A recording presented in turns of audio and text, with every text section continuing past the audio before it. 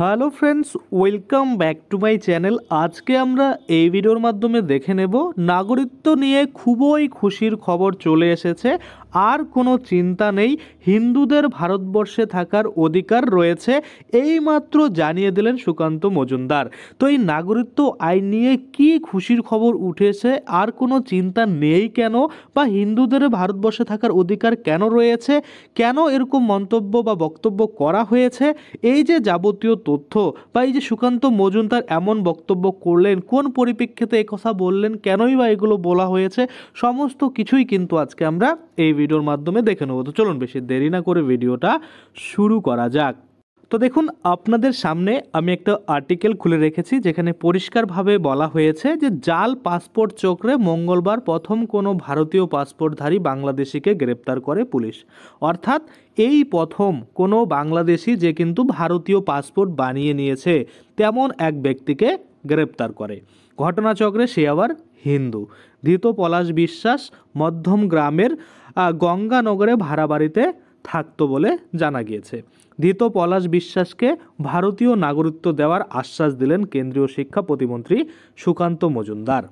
এবার যদি আমরা দেখি কি ঘটনা ঘটেছিল, দেখুন, কলকাতার চিতপুরের বাসিন্দা পলাশকে জিজ্ঞাসাবাদের জন্য মঙ্গলবার মধ্যম গ্রামে ডেকে পাঠিয়েছিল পুলিশ। এরপর তাকে গ্রেপ্তার করেন তদন্তকারীরা। জাল পাসপোর্ট কাণ্ডে এতদিন পাসপোর্ট তৈরির সঙ্গে যুক্ত বিভিন্ন ব্যক্তিকে গ্রেপ্তার করেছে তদন্তকারীরা। এই প্রথম কোনো জাল পাসপোর্টধারীকে গ্রেপ্তার করলো তারা। ধৃত যুবক বিভিন্নভাবে একাধিক ভুয়ো ভারতীয় নথি বানিয়েছে বলে অভিযোগ। তারপর সেই নথি ব্যবহার করে পাসপোর্ট বানায় সে। মঙ্গলবার মধ্যম গ্রামের গঙ্গানগর থেকে অভিযুক্তকে গ্রেপ্তার করে পুলিশ। তদন্তকারীরা জানতে পেরেছেন ধৃতের আসল নাম চয়ন বড়ুয়া। বাংলাদেশের চট্টগ্রামের বাসিন্দা সে। সেখানে অষ্টম শ্রেণী পর্যন্ত পড়াশোনা করেছে অভিযুক্ত। 2021 সালে অসম সীমান্ত দিয়ে ভারতে আসেন বা অনুপ্রবেশ কিন্তু করেন। এরপর দেশের বিভিন্ন বড় শহরে বিভিন্ন কাজ করতে থাকে তিনি, এবং এমনকি বিদেশ যাওয়ার জন্য ভারতীয় পাসপোর্ট ব্যবহার করে ভিসার আবেদনও কিন্তু করেছিল অভিযুক্ত। দেখতে পাচ্ছেন, মানে 2021 সালে আসাম দিয়ে ভারতে এসে বা অনুপ্রবেশ করে তারপরে কিন্তু আধার কার্ড বলুন বা ভোটার কার্ড বলুন, এগুলো কিন্তু অবৈধভাবে বানিয়ে তারপরে কিন্তু পাসপোর্টও বানিয়ে নিয়েছে। কতটা মানে জালিয়াতি হতে পারে ভাবুন, মানে সব কিন্তু পসিবল হয়ে যাচ্ছে। কিভাবে মানে আধার কার্ড বানালো, কিভাবে ভোটার কার্ড বানালো, কিভাবে কিন্তু ভেরিফিকেশন হলো পাসপোর্টের জন্য, সমস্ত কিছু কিন্তু হয়ে গেল, এখন ধরা পড়লো। এবং তারপরে যদি আমরা দেখি কি বলা হয়েছে, যে পলাশ বিশ্বাসের গ্রেপ্তারি নিয়ে রাজ্য বিজেপি সভাপতি সুকান্ত মজুমদার বলেন, বাংলাদেশ থেকে কোনো হিন্দু ধর্মীয় অত্যাচারের শিকার হয়ে এপারে এলে তার ভারতবর্ষে থাকার অধিকার রয়েছে। তাকে নাগরিকত্ব দেওয়ার ব্যবস্থা আমরা সিএর মাধ্যমে করেছি, আগামী দিনেও করব। অর্থাৎ এই লাইন থেকে একটা জিনিস ক্লিয়ার, যে দেখুন 2021 সালে কিন্তু এই পলাশ বিশ্বাস নামে ব্যক্তি এসেছে এবং ভুয়োভাবে কিন্তু কাগজপত্র বানিয়েছে। তারপরও কিন্তু তাকে দেখুন গ্রেপ্তার করার পরে আশ্বাস দিয়েছে তাকে কিন্তু ভারতীয় যে নাগরিকত্ব সেটা দেওয়া হবে। কেন দেওয়া হবে? দেখুন, এখানে পরিষ্কারভাবে বলছে যে বাংলাদেশ থেকে কোনো হিন্দু ধর্মীয় অত্যাচারের শিকার হয়ে এপারে এলে তার ভারতবর্ষে থাকার অধিকার রয়েছে। অর্থাৎ বাংলাদেশ থেকে অত্যাচারিত হয়ে কোনো হিন্দু যদি বাংলাদেশ থেকে চলে আসে ভারতে, তাহলে কিন্তু সে ভারতবর্ষে থাকার অধিকার কিন্তু রয়েছে। তাকে নাগরিকত্ব দেওয়ার ব্যবস্থা আমরা সিএর মাধ্যমে করেছি, আগামী দিনেও করব। অর্থাৎ এই যে সিএ রয়েছে সের মাধ্যমে কিন্তু নাগরিকত্ব পাবে। এবার কথা হচ্ছে, এই ব্যক্তি তো 2021 সালে এসেছে, তো সিএর মাধ্যমে নাগরিকত্ব পেতে হলে সেটা তো 2014 সালের 31শে ডিসেম্বরের মধ্যে আসতে হবে। তাহলে কিভাবে এই ব্যক্তি সিএর মাধ্যমে নাগরিকত্ব পেতে পারে? এটা একটা বড় কোশ্চিন। দ্বিতীয়ত, আপাতত আমরা জানি সিএর নিয়ম অনুযায়ী যদি কোনো বাংলাদেশি মানে ধরুন হিন্দু ধর্মীয় অত্যাচারের কারণে শিকার হয়ে যদি ভারতে আসে, তাহলে কমপক্ষে কিন্তু 5 বছর তাকে এখানে বসবাস করতে হবে, তারপরেই কিন্তু ভারতীয় নাগরিকত্বের জন্য আবেদন করতে পারবে। তো এই যে পলাশ বিশ্বাস, এই দুটো নিয়মের মধ্যে কোনোটাই কিন্তু কোয়ালিফিকেশন করছে না, বা কোনোটাই কিন্তু ঠিকঠাকভাবে পাশ করছে না।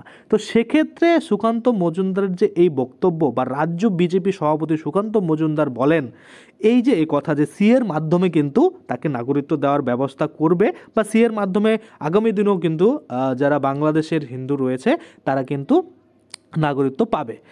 এ থেকে এটাই বোঝা যায় যে এই যে 2014 সালের 31শে ডিসেম্বর অবধি আপাতত কিন্তু সিএর মাধ্যমে নাগরিকত্ব দেওয়া হচ্ছে, কিন্তু পরবর্তীতে যারা বাংলাদেশ থেকে যেসব হিন্দুরা অত্যাচারিত হয়ে ভারতে আসবে তাদেরকে কিন্তু আস্তে আস্তে নাগরিকত্ব দেওয়া হবে, এটাই কিন্তু এখান থেকে ক্লিয়ার হচ্ছে। যার জন্য কিন্তু বাংলাদেশি হিন্দু, জৈন, তারপরে বৌদ্ধ, তারপরে পার্সি, খ্রিস্টান, তাদের কিন্তু কোনো ভয় নেই, কারণ তারা কিন্তু ভারতে এসে থাকার কিন্তু তাদের অধিকার রয়েছে, এটাই কিন্তু এখানে বলা হয়েছে। কারণ এর আগেও আমরা দেখেছি, বহুবার দেখেছি যে মানে বাংলাদেশ ইন্ডিয়া এগুলো যে ভাগাভাগি হয়েছে, মানে বাংলাদেশ ভারত ভাগাভাগি হয়েছে, এটা কিন্তু ধর্মের ভিত্তিতে। আমরা জানি যে পাকিস্তান যখন হয়েছিল সেভাবে কিন্তু মানে ধর্মের ভিত্তিতে ভাগ হয় দেশ, যার জন্য কিন্তু যেসব হিন্দু রয়েছে তারা কিন্তু এই হিন্দুস্তান বা ভারতবর্ষে থাকতে পারবে, যেসব মুসলিম রয়েছে তারা তো বাংলাদেশ জেলে থাকতেই পারবে, এটা একটা মানে কথা বোঝা যাচ্ছে। তো যাই হোক, আমরা দেখব, কারণ সিএর আইন অনুযায়ী এই ব্যক্তি কোনোভাবেই কিন্তু নাগরিকত্ব পাওয়ার যোগ্য নয়। কিন্তু রাজ্যের বিজেপি সভাপতি সুকান্ত মজুমদার এমন বক্তব্য কেন করলেন, পরবর্তীতে আমরা হয়তো দেখতে পাবো যে এই সিএর আইন বা নতুন কোনো আইন আরও আপডেট এনে এই যে বাংলাদেশি হিন্দুরা রয়েছে তাদের নিঃস্বার্থ মানে কোনো শর্ত ছাড়াই কিন্তু নাগরিকত্ব দেওয়া হতে পারে। এটা কিন্তু টোটালি সম্ভাব্য বিষয়, কারণ আপনারা জানেন এগুলো কিন্তু অনেক ক্রিটিক্যাল বিষয়, অনেকেই মানে অনেক রকম বক্তব্য করেন, সবটাই যে সম্পূর্ণ হয় তেমনটাও কিন্তু নয়। আপাতত এটুকু আপনারা দেখলেন, পলাশ বিশ্বাস এত ভুয়োভাবে সব কিছু বানিয়েছে, তারপরেও কিন্তু তাকে কোনো রকম প্রবলেমেটিক কিছু না করে শুধু গ্রেপ্তার করে কিন্তু তাকে মানে এই অত্যাচারের কারণে এসেছে এটা দেখিয়ে এই ভারতবর্ষে থাকার অধিকার রয়েছে এমন কিন্তু বক্তব্য করা হচ্ছে।